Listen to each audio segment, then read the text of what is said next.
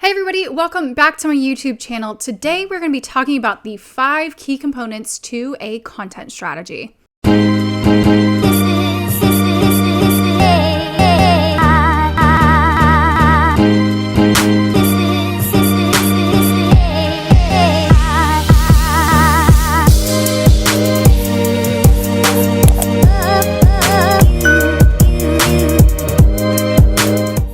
So sometimes I feel like a content strategy, or that term content strategy, can often be used as a buzzword by us marketers, and sometimes it's not clearly defined for every single business owner. And especially if you're a solo entrepreneur, it's sometimes hard to figure out exactly what a content strategy is for your business. And this is what I center my entire career around, my entire business around, is creating content strategies. So today I'm going to lay down a little bit of a definition and a 5-step process on what I do for my clients and for myself to create a content strategy. So the way that I'm going to lay out these 5 steps is by asking you 5 different questions. So what I would encourage you to do is get out a notebook or get your computer ready to take some notes, because I want you to start asking yourself these questions, and this is what's going to help you build a very successful and robust content strategy for your business without all of the overwhelm. All right, so number 1, this is kind of where everybody starts, and I know you've heard of this before, but it is a very key and important step. Who is your audience and what are you going to do for them? There are often terms thrown around like your ideal customer or your ideal audience, your ideal followers. But basically, without getting into the nitty-gritty, because, there can be a whole strategy just on your ideal customer and your ideal audience profile. We can get into demographics, psychographics, all these things. But essentially what I want you to start doing, let's start small, let's not overwhelm you. Basically, I want you to go ahead and give a fictional name to the person that you are wanting to attract into your business through social media and through content.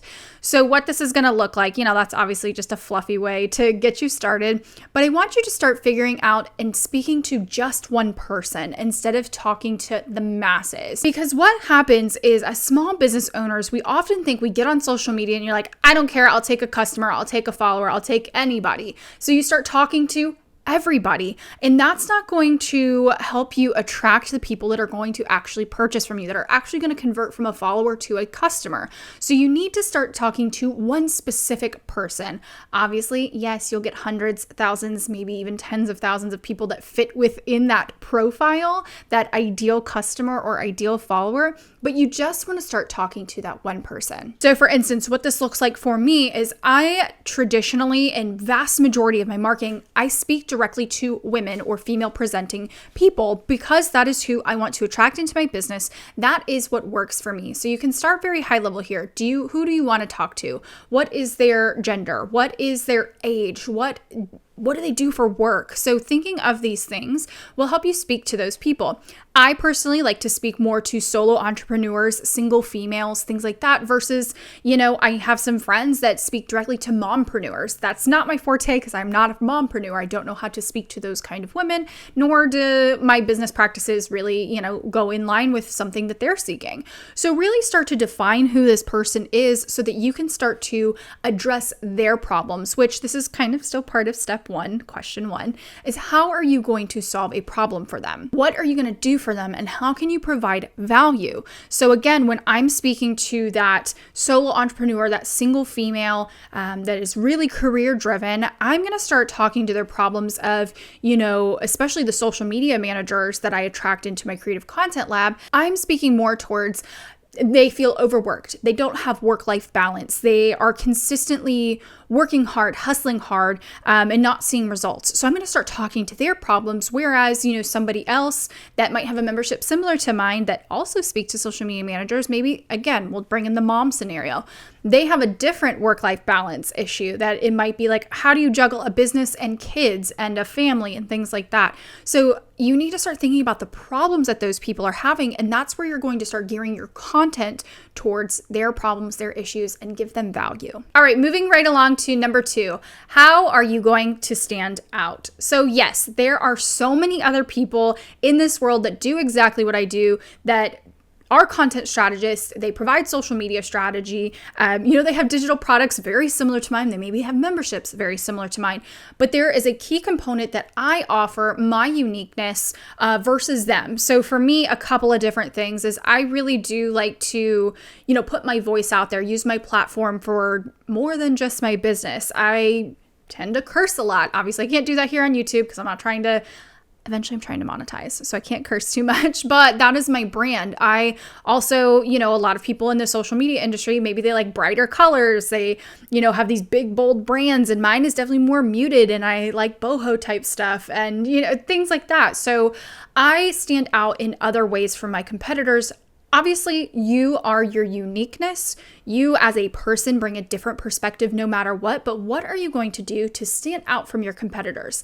And more often than not, this comes down to your story. This comes down to your experiences, what you do, and how you do it. So again, somebody could sell the exact same product as me. I actually have really good friends in the industry that do the exact same thing as I do, but we have a different approach. And again, we can sell the same thing, teach the same strategies, but the difference is I come from a different background than they do. I started in corporate America. I was always a freelancer, side hustler. So maybe they come straight from college and started their business. So I offer a unique perspective, and that helps me stand out. And I weave that into my content strategy. That is always my messaging. That is always my story. I'm like, hey, that is something that I really do pitch when I talk about Creative Content Lab is I tell my ideal customer that I've been where you are. I've worked the 9 to 5 and done freelancing on the side, until like midnight, most nights. So I talk to them and say, hey, these systems, what I teach you will work until you're able to take this to a full-time business. This is, something that I teach that'll help you launch your career. So that is how I bring a unique perspective over my competitors. Now we can kind of get down into the nitty-gritty. I know that was a little bit more fluffy, and it is going to take a little bit of time for you to think about and figure it out. But number 3, what type of content will you produce? So content strategy, yes, does involve social media. Content marketing is much bigger than that.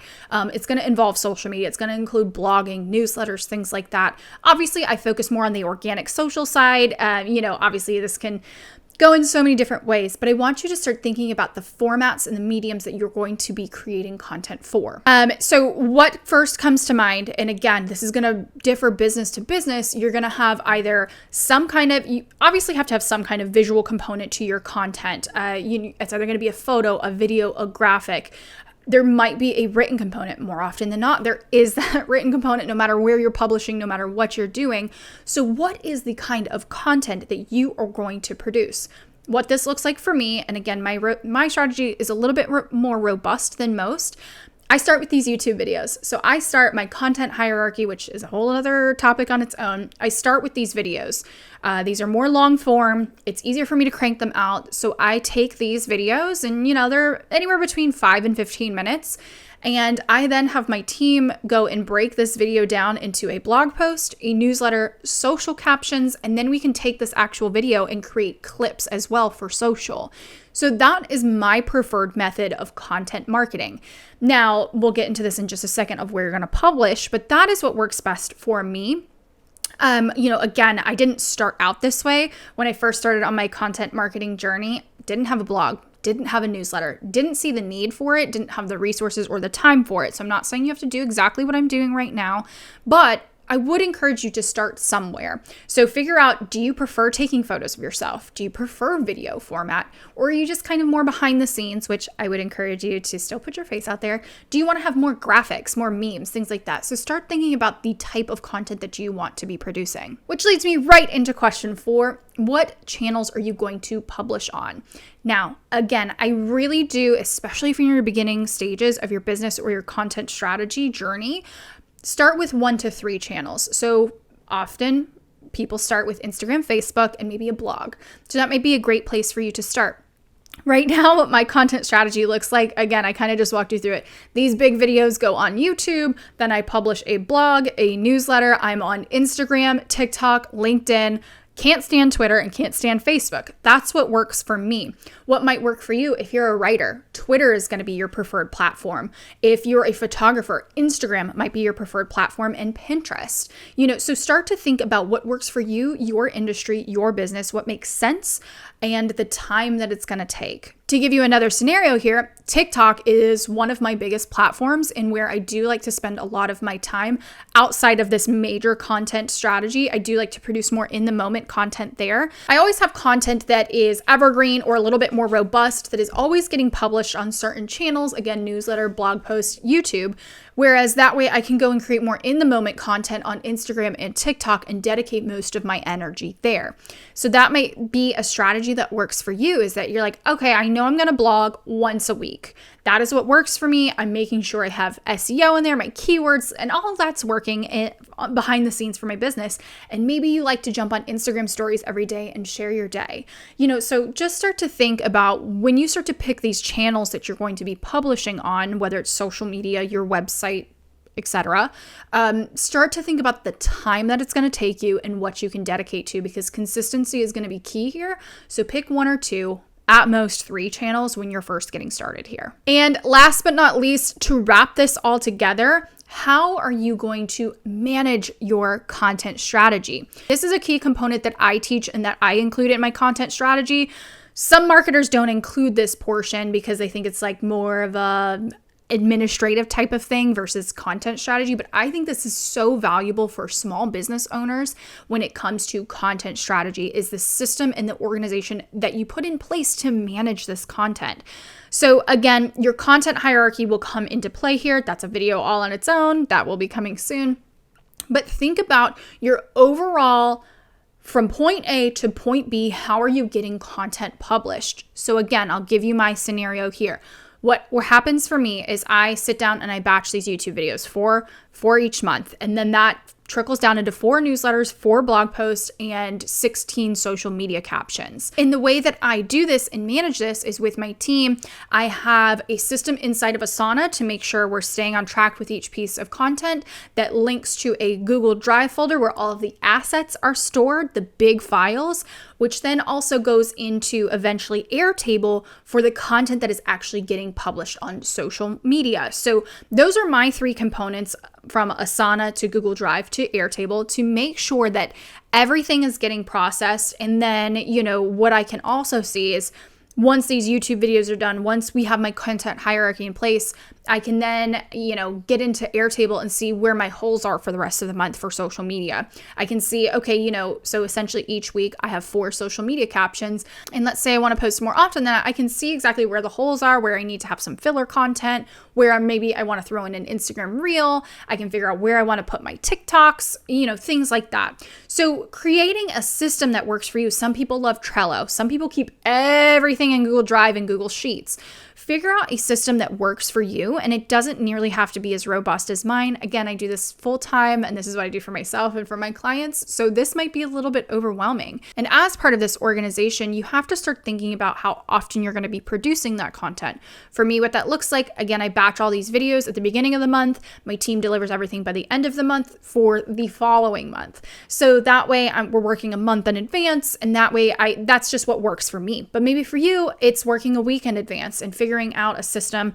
Maybe you want to use later to schedule. You just have everything in later. Totally fine. I don't like to take anything until later, until it's like got its final seal of approval. But maybe you're like, hey, I want to organize all my photos. I want to organize all my captions inside of later and use that. Just figure out a system and a process that works for you, because this is a key part of your content strategy. All right, you guys. So that is the 5-step process that I like to use to create content strategies for small business owners. And just as a quick recap, number 1 is figuring out who your audience is and what you're going to do for them. Number 2, figuring out how you are going to stand out from your competitors. Number 3, what type of content you're going to produce. Number 4, figuring out what channels you're going to be putting that content on. And number 5, how you're going to manage all of that content. As always, if you have any questions, please leave them in the comment section below. If you're a social media manager and you want to see the exact way that I do this for my clients, I teach this more in depth inside of the Creative Content Lab, which is my membership for social media managers and freelancers in the social media industry to grow and scale your business. And if you are a small business owner, you can click the link below to figure out how you can work one-on-one with me to create your content strategy and more. That's all I have for this week. See you guys later. Oh, and make sure you guys hit that subscribe button.